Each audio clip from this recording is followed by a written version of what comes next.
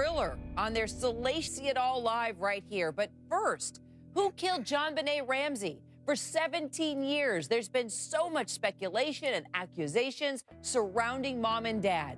Were they in any way involved in their daughter's brutal killing?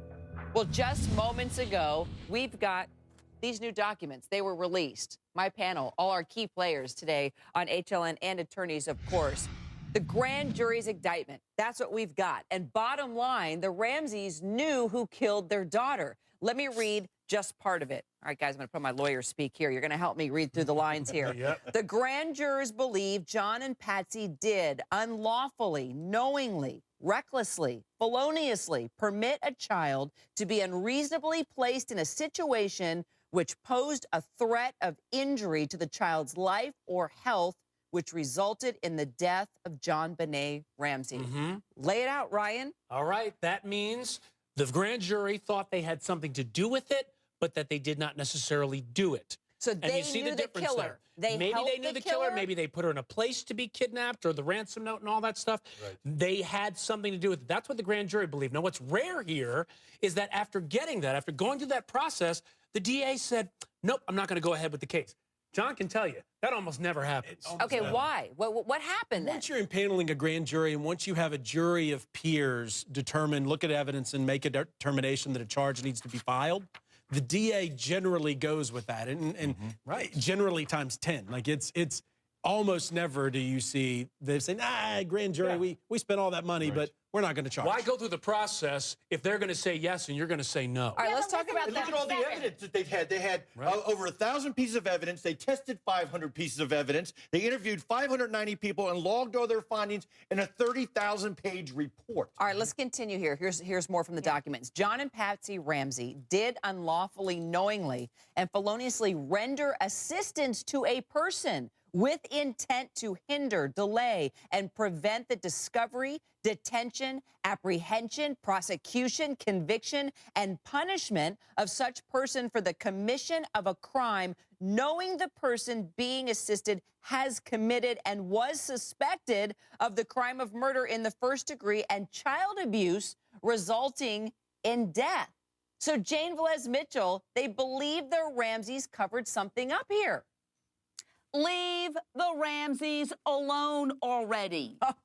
Jane takes the opposite approach. We all know that you can get a grand jury to indict a veggie burger, okay? There's a reason why the DA said no.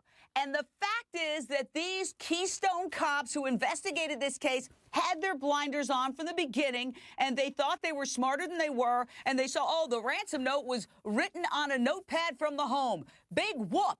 Okay, there was unidentified mystery male DNA found in her underpants that does not match any of the Ramseys. Poor Patsy died before she could be officially cleared. The DA ultimately said in 2008 they had nothing to do with it. Leave them alone. It's enough torture to lose a child, much less be living under this umbrella of suspicion for your entire life. Nancy Grace on the line. Nancy Grace, are you with Jane in that the Ramseys are innocent?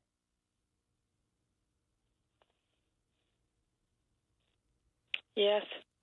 Nancy, you with me?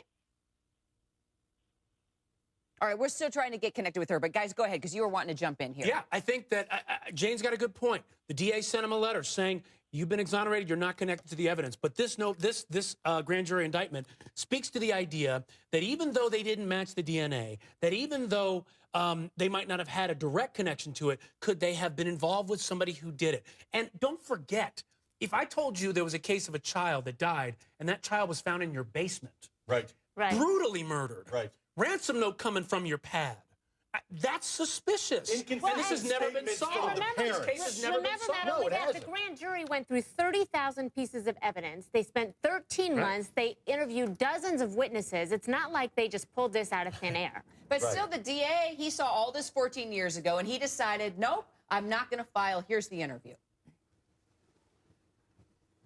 I and my prosecution task force believe we do not have sufficient evidence to warrant the filing of charges against anyone who has been investigated at this time. All right, do we have Nancy Grace? Okay, so Nancy, why wouldn't the DA listen to the grand jury? All right, we're still struggling with that connection because you know Nancy Grace always has something to say. Yeah. Question to you, Ryan or John or whomever.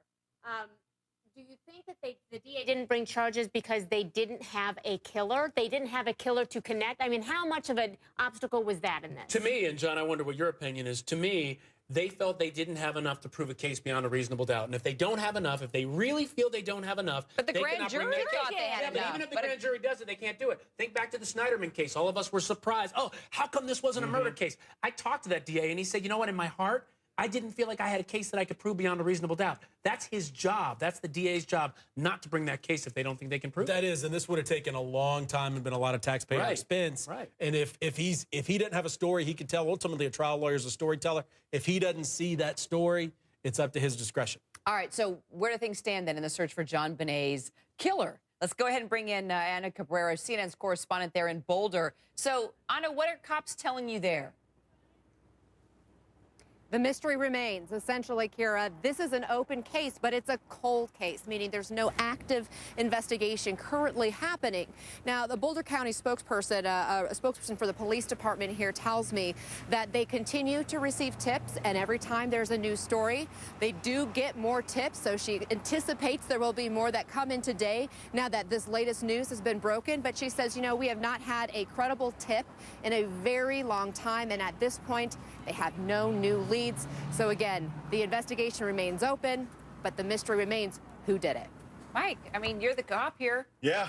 No, from the very beginning, I always thought that somebody, either in that family or someone who knew that family, had something to do with this, just because of the evidence, because of the note, because of the Sharpie the note was written with, because she was found there, inconsistent statements. They never could totally eliminate, the mother, Patsy Ramsey, from possibly writing that note.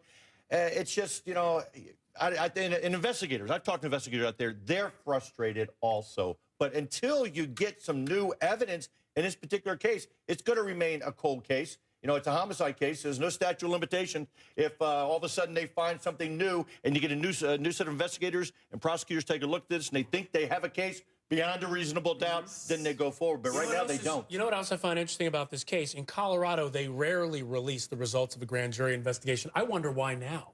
What's the deal with releasing reporter this now? pushed for it. That's why there was a reporter. But we're not seeing much, though. Yeah. We're seeing the We're charges seeing of part what of it, not all of it. But we're not seeing what the grand jury saw to bring them to the indictment. We haven't seen that. All right, let's get back to that other big breaking news story we are telling you about today, the Martin MacNeill murder trial. We just learned that his 12-year-old daughter, Ada, will take the stand, but will only be cross-examined by her father's defense attorneys. After hours of hearing emotional testimony yesterday from the sisters, the judge ruled. Don't forget now, this is the little girl who discovered her mother dead in the bathtub at the age of 6. But before that, we're going to hear from Gypsy, the mistress.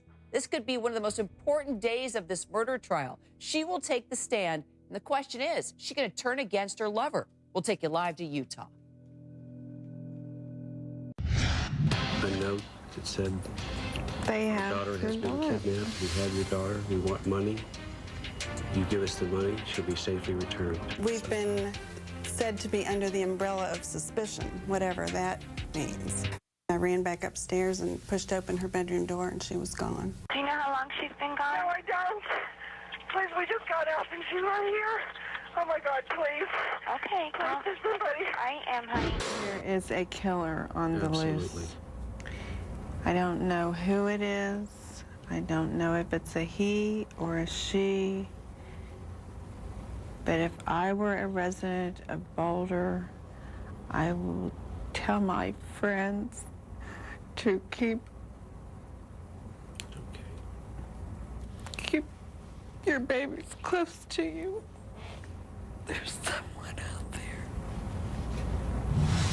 Wow, Patty Ramsey there. As we learned just moments ago, that the grand jury investigating the death of John Benet Ramsey, her daughter, concluded that the parents knew their daughter's killer. I want to play more sound from Patsy Ramsey now. The week after John Benet was killed, pay close attention to what she says here. If it turned out to be someone that we have known and trusted in our home or has visited.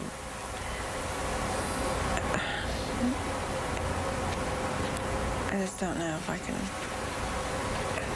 take it. So, Jane, the grand jury said that it believed Patsy knew the killer. Patsy seems to say something there to that effect. What do you think? Well, first of all, they interviewed all these people. About what? Nobody was down there except the people who were down there whenever that happened in the basement. Whatever horror happened, you could interview a million people. It doesn't necessarily give you more information about what happened to this poor child in those crucial moments. But I will say that these theories are all over the map. You had originally the investigators thinking that maybe Patsy Ramsey punished her daughter for bedwetting. That was one theory they were operating on. Now you have a theory of, a sexual predator. But here's what I think is interesting. Listening to Patsy, sometimes when things are wrong, there's a little bit of right in them. You remember when Elizabeth Smart was kidnapped, it turned out that her family had graciously offered to allow somebody who had no job to do some work, some transient, the Mitchell guy, right, who ended up being the kidnapper.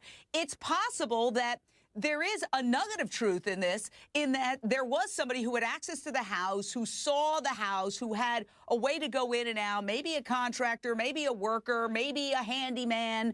And so the grand jury may have concluded that they knew and they collaborated with this person, but it may have been somebody who was just in their lives the way that transient was in the lives of Elizabeth Smart's family. Didn't they have a big party the night before? Oh, big holiday party. A big holiday party the night before. So of all the people that they interviewed, I'm sure that they were all the people at that party. And the problem with the grand jury ruling is that's not necessarily, Jane brings up a really good point, I think, but the problem is that connection is more of a malicious connection. It's not a, well, I might have known this person, because well, look at what they're alleging, that there was this connection, that they may have tried to hide something. Why would you try to do that if somebody has come into your home and taken your daughter? That's what I'm saying. It may be a nugget of the truth buried in there, sort of like a pearl in a pigsty, as it were. And if we could find the pearl, perhaps we could find out, who this mystery DNA in her underpants belongs to. That's the key to the whole case. Still that came down to some touch DNA technology that they had back in 2006. But, if you think about it, it was on her leggings that she had, on the waistband. It could have been someone who actually was in the factory and packed them and put them in the packaging. Could have been that person's DNA, because it doesn't take much to get some touch DNA, just, some epithelial skin. But wasn't it mixed with blood? Not that particular touch DNA, no. Not that particular DNA. There was some other DNA. They thought there was some blood. There was some maybe some urine in her pants and some other things that they were not able to account for. 17 years, still no killer. But one of the key players in the MacNeill's murder trial, Gypsy Willis, Dr. Martin MacNeill's mistress, she could take the stand soon. She's expected to be called in as a witness, and you'll see it all live right here.